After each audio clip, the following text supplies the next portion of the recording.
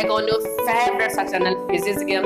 So student, आज के lecture में मैं आपके लिए पूरे के पूरे फिजिक्स के लेबोरेटरी को लेके आ गया हूँ, क्योंकि आज के लेक्चर में हम लोग ओम्स लॉ को पढ़ेंगे, बिल्कुल पढ़ेंगे, लेकिन एक्सपेरिमेंटल व्यू के साथ पढ़ेंगे। किस तरीके से हम इसको अच्छे तरीके से एकदम दिल तक ले जाएंगे वो मैं यहाँ पे आज करने वाला हूँ। तो चलिए स्टार्ट करते हैं, क्योंकि आपके सामने कुछ पैनल्स दिख रहे होंगे इंस्ट्रूमेंट, जिसमें हमने ये देखा कि एक वो मेरा वोल्ट मीटर है, एक एमीटर है, रोहेस्टेड है, की है और बैटरी है। यही इंस्ट्रूमेंट को मैं यूज करके मैं अपने ओम्स लॉ को थोड़ा सा फिल कर सकता हूँ। जैसे कि मेरा जो वोल्ट मीटर है वो मेरा वोल्ट मीटर करता क्या, वोल्टेज मेजर करता है। ये बात आप एकदम बचपन से जान रहे हो। एमीटर क्या करता है, हमारा करंट मेजर करता है। चलिए ये बातें हो गई। रोहेस्टेड जो हमारा है वो हमारा वेरिंग रेसिस्टेंस एक तरीके का है, सिंस हम अपने सर्किट में इसके जरिए अपने मुताबिक रेसिस्टेंस की वैल्यू को रख सकते हैं। साथ ही साथ बैटरी का काम आप जानते हो, सोर्स की तरह डील किया जाएगा, और की जो उसको हम कह सकते हैं कि ऑन और ऑफ करने के लिए, ये तो आप नॉर्मली आप जान रहे हो। अभी ध्यान दीजिएगा, देखिएगा थोड़ा सा। अब इस डिवाइसेस को हम कनेक्ट करेंगे और कनेक्ट करने के बाद थोड़ा सा इसको ऑपरेट करके इस लॉ को इससे निकालेंगे। अब ये लॉ कहता क्या था, इस सारे डिवाइसेस को कनेक्ट करने के बाद हमको समझ में आएगा, लेकिन उससे पहले छोटी सी बात बता देना चाहता हूं। वो छोटी सी बात क्या बताना चाहता हूं कि सिंपल वे में ये जो लॉ है हमारे तीन वेरिएबल्स को एक दूसरे के साथ में कनेक्ट करता है। क्योंकि किसी भी सर्किट का, इलेक्ट्रिकल सर्किट की अगर मैं बात करूं तो किसी भी सर्किट में तीन चीज जो होता है वो बहुत खास तरीके से देखा जाता है। पहला देखा जाता है वोल्ट, दूसरा देखा जाता है करंट, और तीसरा देखा जाता है उस सर्किट का रेसिस्टेंस।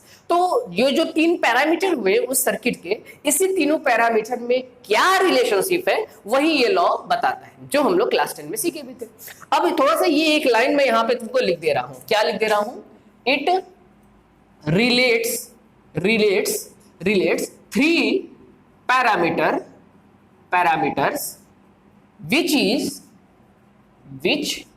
which voltage,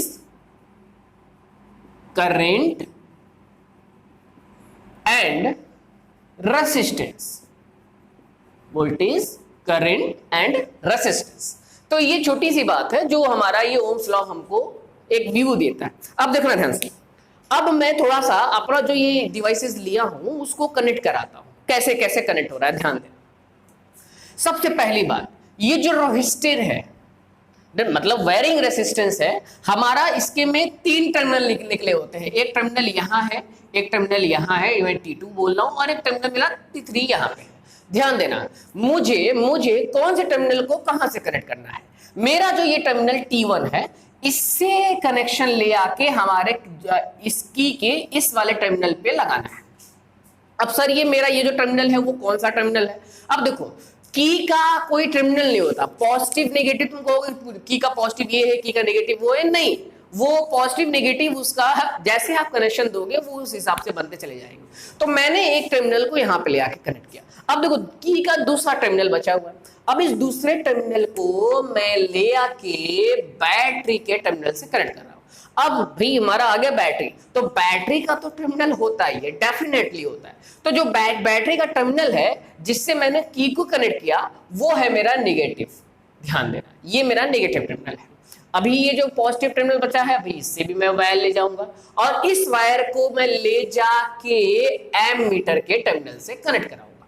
ध्यान देना, वो जाके एमीटर के टर्मिनल से कनेक्ट हुआ। अब भाई मेरा एमीटर का एक टर्मिनल कनेक्शन में आ गया, दूसरा जो टर्मिनल है वो सीधे जाके कनेक्ट करेगा वोल्ट मीटर के टर्मिनल से। ये आ गया मेरा वोल्ट मीटर के कनेक्शन में भी। अब ध्यान देना, मेरा ये रेजिस्टर बचा हुआ है एक टर्मिनल, और मेरा ये इसका एक टर्मिनल बचा हुआ। अब मैं इसको कनेक्ट करूंगा, लेकिन थोड़ा सा कंफ्यूजिंग यहाँ पे ये होता है कि मेरे पास यहाँ पे भी एक टर्मिनल होता है और एक यहाँ पे रोहेस्टेड। अगर आप लैब में जाओगे तो डेफिनेटली ऐसा ही मॉडल का आपको वहां पे अगर मिलता है तो ऐसे ही आपको देखने को मिलेंगे। तो ये जो T2 मैंने यहाँ पे लिखा हुआ है वो एक टर्मिनल है। इस टर्मिनल से नहीं कनेक्ट करेंगे हम इस टर्मिनल से कनेक्ट करेंगे T3 से। मतलब डायगोनली कनेक्शन के तहत हम इसको बोल सकते हैं कि एक टर्मिनल T3 से कनेक्ट किया जाएगा और एक टर्मिनल मेरा T1 से कनेक्ट किया जाएगा। देखो, यहां से मैंने टर्मिनल को कनेक्ट किया और ये वोल्टमीटर से कनेक्ट। अभी अभी मेक श्योर एक चीज थोड़ा सा ध्यान देना कि जब तुम ये कनेक्शन करते होगे लैब में जाके, तो इस की के इस चाबी को, इस टर्मिनल्स को आप यहां से हटा के ही करना। मतलब कि अभी तक मैंने इसकी चाबी को यहाँ पे लगाया नहीं है, ये अलग से ऐसा मैंने उसको निकाल के रखा हुआ है। मेक श्योर तो सर ऐसा क्यों आप कर रहे हो? ऐसा मैं इसलिए कर रहा हूं क्योंकि अभी सर्किट में मेरे एक चीज कनेक्ट नहीं हुआ है। वो कौन है मेरा? वो रेसिस्टेंस, क्योंकि एक रेसिस्टेंस होना बहुत जरूरी है, क्योंकि सर्किट में 3 पैरामीटर्स होते हैं।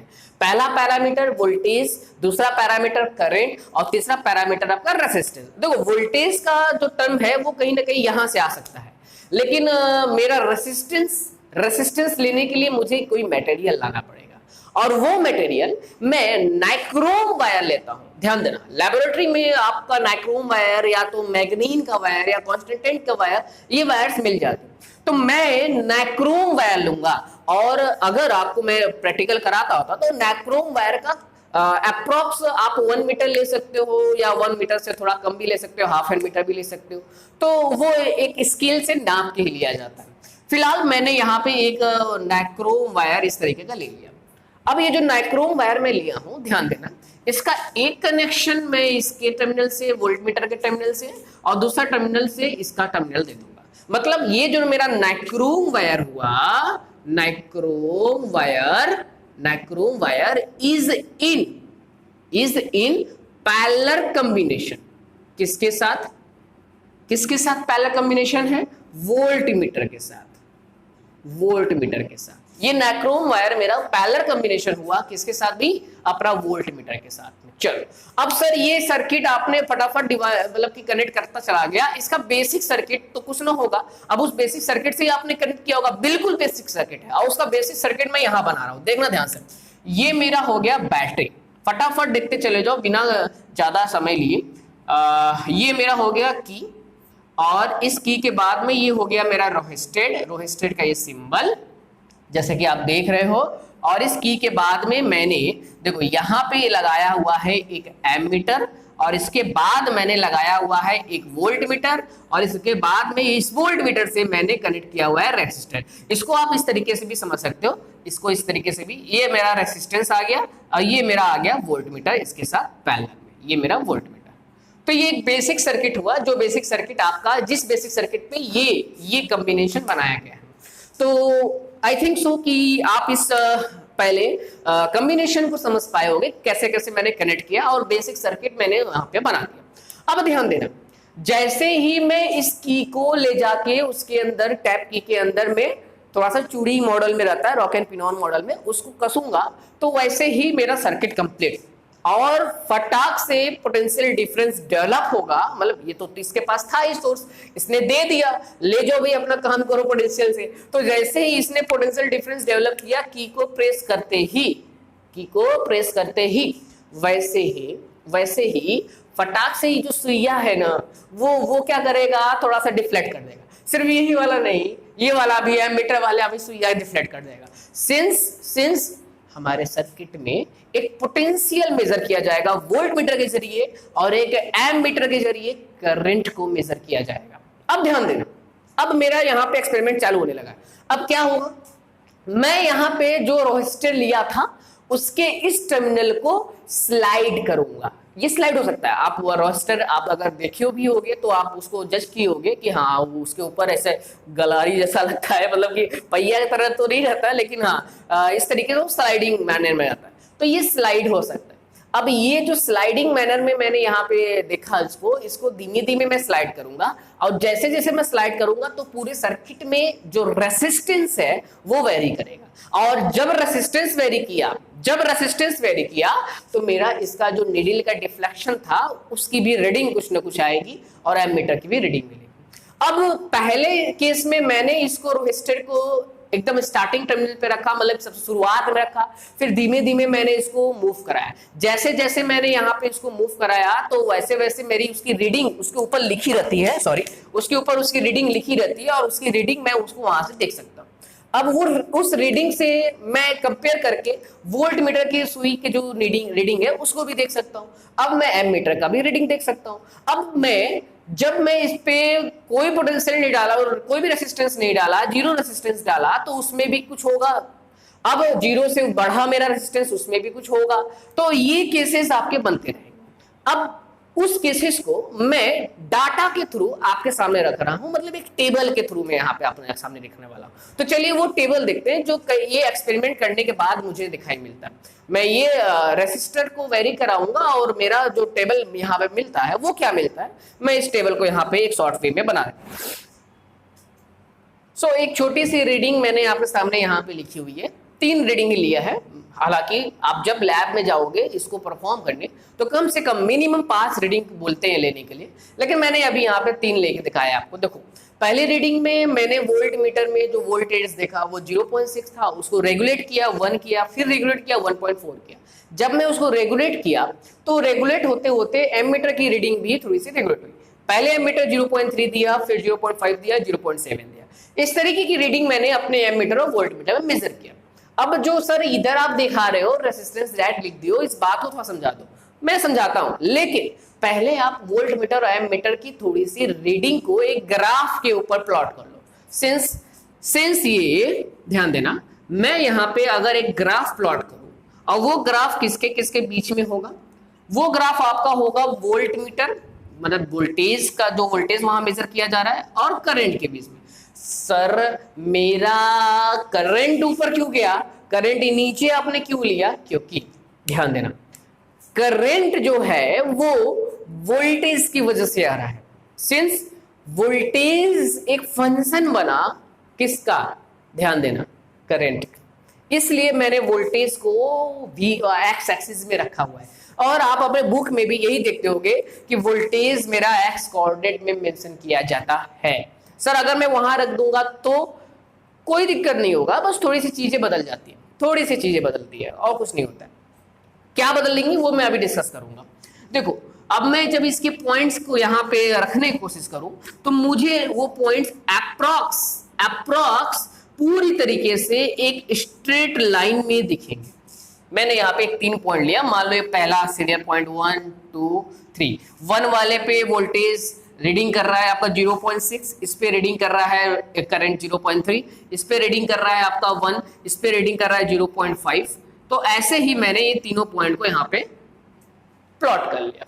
अब इसको जब जो देख रहे हो वो ग्राफ हमारा स्ट्रेट हो गया है, स्ट्रेट ग्राफ। तो ये जो स्ट्रेट ग्राफ है, इस ग्राफ के बारे में ही ओम्स लॉ ने अपने स्टेटमेंट में लिखा कि भाई एकदम सिंपल सी बात है, किसी भी सर्किट में, देखो इस सर्किट में एक नॉर्मल सर्किट हुआ, इस सर्किट में जब तक तुम फिजिकल चीजों को चेंज नहीं करते, जैसे कि फिजिकल चीजों में जैसे कि इस वायर, जो मैंने वायर लिया है उसके अक्रॉस में रेसिस्टेंस जो है वो तो होगा उसका, उसके अक्रॉस में जो टेम्परेचर है उसको मैं बदलू ना।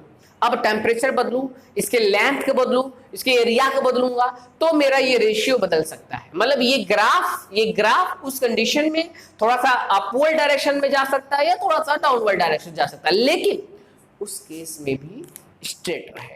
अब ये एक स्ट्रेट ग्राफ बना है। स्ट्रेट ग्राफ मैंने किसके किसके बीच में बनाया, V और I, जो कि मैंने यहाँ पे एक्सपेरिमेंटल व्यू में देखा।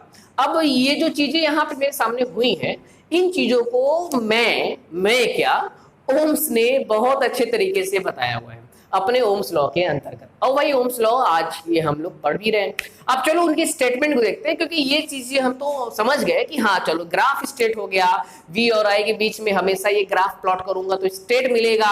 ग्राफ के बाद में ये जो सर आपने अपने से रेसिस्टेंस लिख दिया, ये कहाँ से आ गया, ये है क्या, ये सब चीजों को मैं जरा देखूंगा। ठीक है, तो इसको जरा सा आप अपने कॉपियों में स्क्रीनशॉट ले लो या तो बना लो। ठीक है, अभी मैं इसके स्टेटमेंट को लिखता हूँ। चलिए, आई होप सो आप इसको बना लिए होंगे। मैं इसको इरेज कर रहा हूं, देखिएगा इधर से एक पोर्शन मैंने यहां इरेज किया। अब सुनो, इनकी स्टेटमेंट के तहत मैं क्या बोल सकता हूं, मैं बोल ये सकता हूं, in a conductor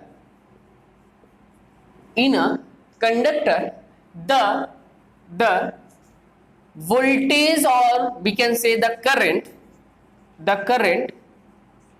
is always proportional with, वो भी डायरेक्टली, मैं यहां पे मेंशन करता हूं always directly proportional with voltage या पोटेंशियल डिफरेंस, मैं यहां पे पीडी भी लिख दे रहा हूं, वोल्टेज और potential difference at constant physical properties, at constant physical properties. मतलब उन्होंने साफ साफ शब्दों में कहा कि हमारा किसी भी पार्टिकुलर कंडक्टर का मैं अगर करंट की वैल्यू देखूंगा तो वो हमेशा ऑलवेज मेरा प्रॉपर्टी डायरेक्टली प्रोपोर्शनल होगा, किससे? पोटेंशियल डिफरेंस से, मतलब वोल्टेज से। और ये चीज तभी होगा जब मेरा एक कांस्टेंट फिजिकल प्रॉपर्टीज लूंगा। मैं फिजिकल प्रॉपर्टी कांस्टेंट का मैंने अभी आपको मतलब बताया कि जो मैं नाइक्रोम वायर लिया था उसका टेम्परेचर मेरा कांस्टेंट है, उसका एरिया, उसका लेंथ मेरा कांस्टेंट है। तो चलिए इस बात को थोड़ा सा एनालिटिकल वे में ये समझ लेते हैं कि मेरा जो V है वो डायरेक्टली प्रोपोर्शनल हुआ किससे? I के।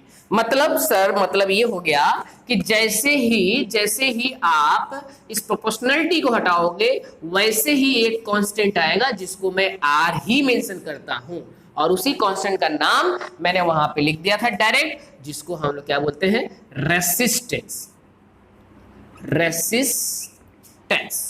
ध्यान देंगे, रेसिस्टेंस यहां पे कांस्टेंट है और वो रेसिस्टेंस मेरा वोल्टेज और करंट पे डिपेंड नहीं कर रहा है। इस बात को आप नोट में करके यहाँ पे कहीं मेंशन भी कर देंगे, मैं यहाँ लिख दे रहा हूं, मैं यहाँ पे लिख दे रहा हूं नोट में करके स्टार बना के, resistance is not depend on V and I। ये बात आप स्टार बना के इसको यहाँ पे मेंशन कर लो। रेसिस्टेंस मेरा कांस्टेंट रहेगा ओवरऑल सर्किट में, जो कि वोल्टेज और करंट पे डिपेंड नहीं करेगा। तो V is equal to IR, ये करस्पॉन्डिंग फिनोमिनन हमने यहाँ पे देखा, और इस चीज को मैंने आपके सामने इस एक्सपेरिमेंटल एनालिटिक्स से लेके आया है। मैंने जो एक्सपेरिमेंटल में रीडिंग पाई उसके बेसिस पे आप देखो, अब इस रीडिंग में आप ध्यान दोगे तो 0.3, 0.6 अगर आप इनका रेशियो बनाओगे तो 2 कांस्टेंट है। अब 0.5 और 1 का भी रेशियो बनाओगे 2 मिलेगा, 0.7 और 1.4 का भी रेशियो बनाओगे 2 ही मिलेगा। मतलब देखो आपका वोल्टेज बढ़ रहा है, करंट भी बढ़ रहा है, लेकिन आपका जो कांस्टेंट आया दैट इज द रेशियो, वो मेरा कांस्टेंट ही रहा, और उसी रेशियो कांस्टेंट को हम लोग बोलते हैं रेसिस्टेंस। ये बात हमको ओम्स ने अपने स्टेटमेंट में बताया। तो ये पहले तरीके से मैंने आपको ओम्स की बातों को बताया है। अभी एक शॉर्ट वे में मैं ओम्स को फिर से आपके सामने लाऊंगा, लेकिन नेक्स्ट वीडियो में मैंने एक पहला तरीका सीधे फिजिक्स के थोड़ा सा एक लेक्चर में मैंने आपको प्रैक्टिकल कराने की कोशिश किया है। आई होप सो इस बात को आप समझ पाए होंगे और इन चीजों को थोड़ा सा देख पाए होंगे। मैंने इसमें बहुत सी बातें आपको नहीं बताई हैं क्योंकि इसमें बहुत सी ऐसी छुपी हुई बातें हैं जो लैब में जाने पता चलती है। तो लैब का इंटरेस्ट मैं खत्म नहीं करना चाहता हूँ, उसको बरकरार रखना चाहता हूँ, लेकिन वहां पे थोड़ी सी मैं बातों को यहाँ पे आपको मेंशन करा दूँ।